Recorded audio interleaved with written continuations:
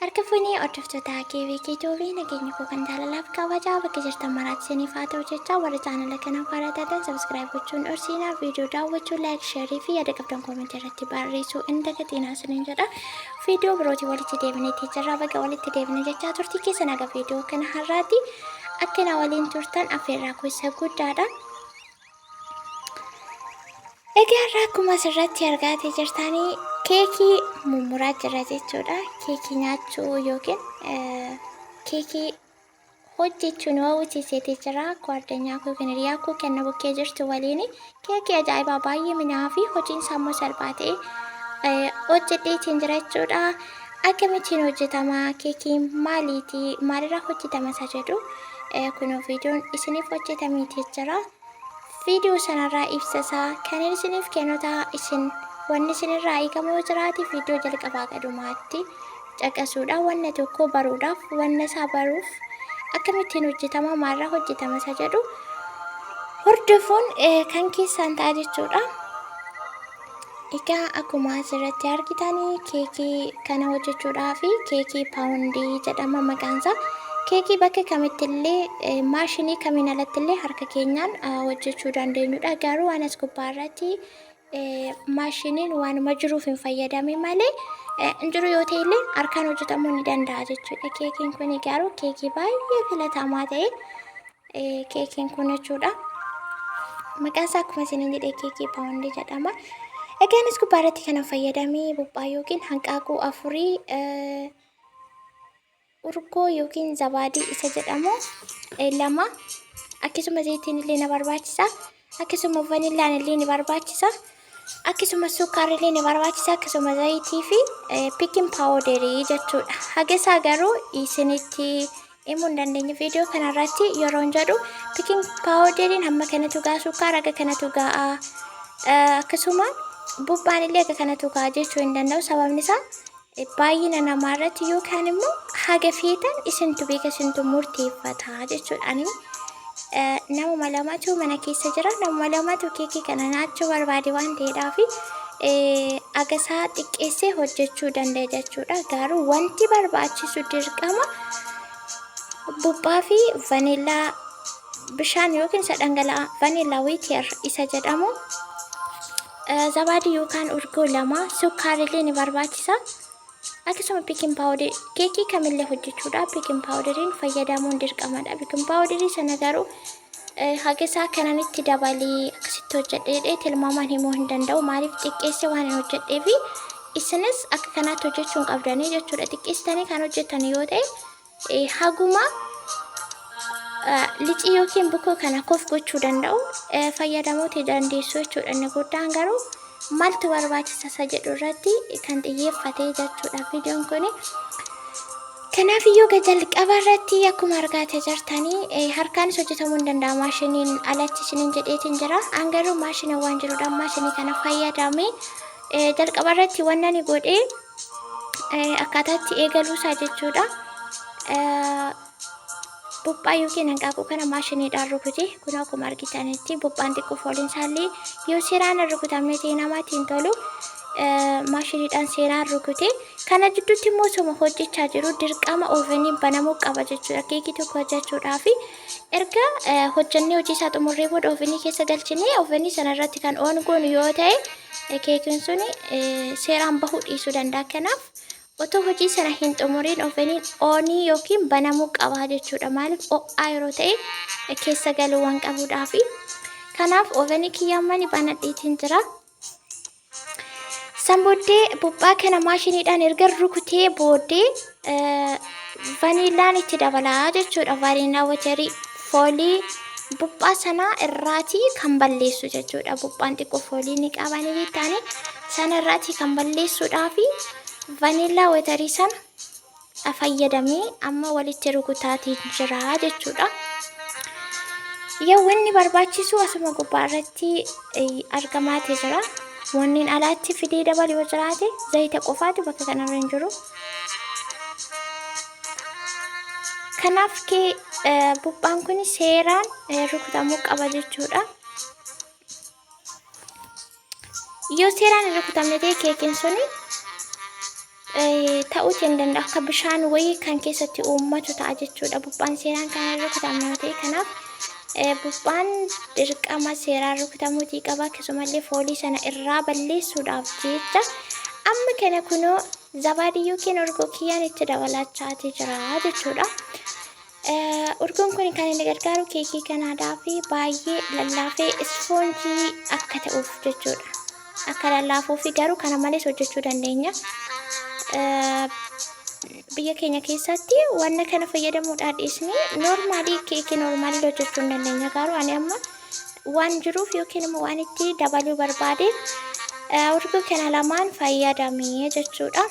Amma kunoo pikin paawudarii kiyyaan itti dabalaati jira. Ani maan kalamuun fayyadame isin immoo hagasiin ga'u isinumaatu beeka. Keekii guddaas xiqqaas hojjechuu dandeessu waan ta'eef murteessaan isin jechuudha. Ani garuu hagana ga'u maan kalama qofaa fayyadame.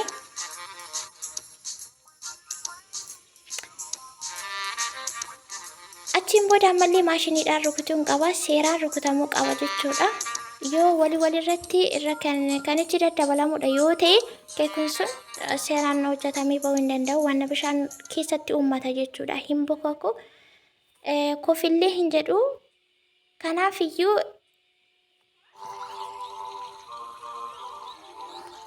seeraan rukutamuutii qaba.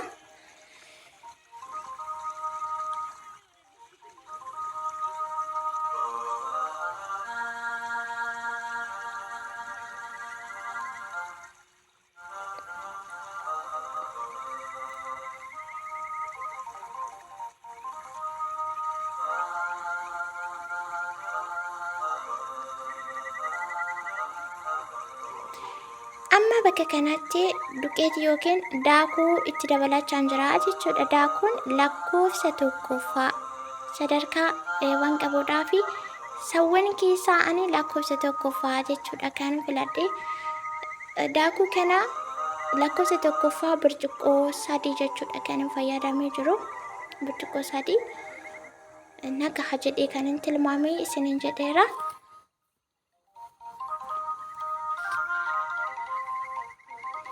Isin tilmaam waan hojjedhe kana yoo hojjettanis keekiin badaa waan iswiitii yookaan immoo sukkaara waan of keessaa qabu akkasumallee kireemii garaagaraa itti dabalamu waan danda'uudhaaf keekii guddaa hojjechuun akkasumarratti barbaachisaatti fakkaatu akka koodii.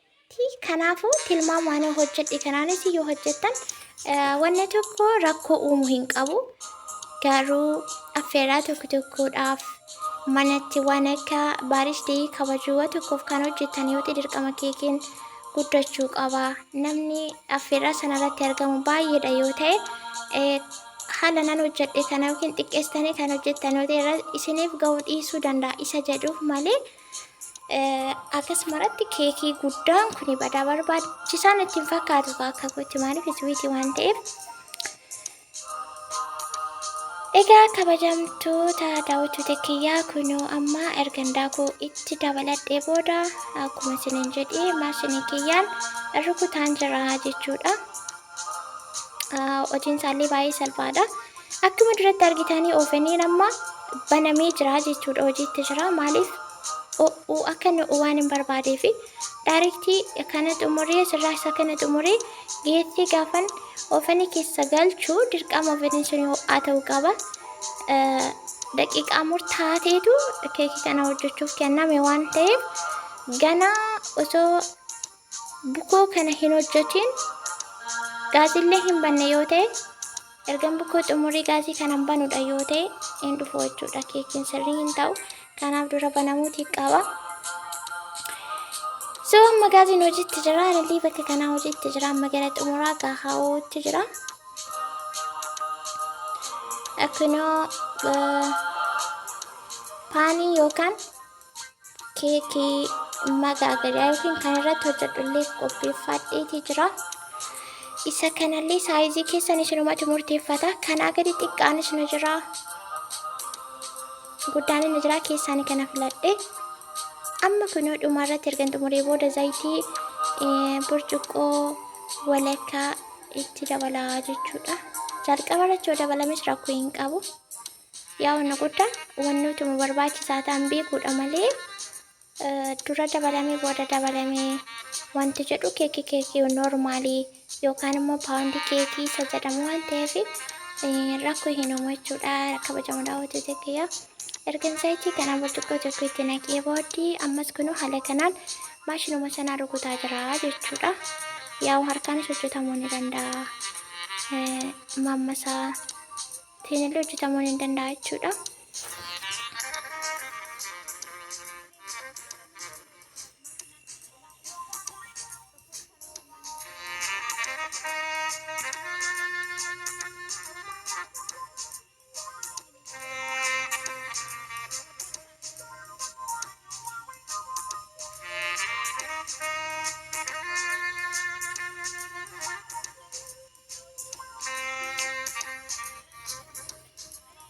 Seeraan rukutamuutii qaba. Wanna bishaan keessaa sana akka of keessatti hin qabaanneef jechuudha. Isa booddee keekii baay'ee bareedaa ta'e, keekii baay'ee lallaafaa fi ispoonjii akkasumallee baay'ee mi'aawaa ta'ee akka bahuudhaaf dursa liqii yookiin bukunsaa seeraan hojjetamuu qaba jechuudha.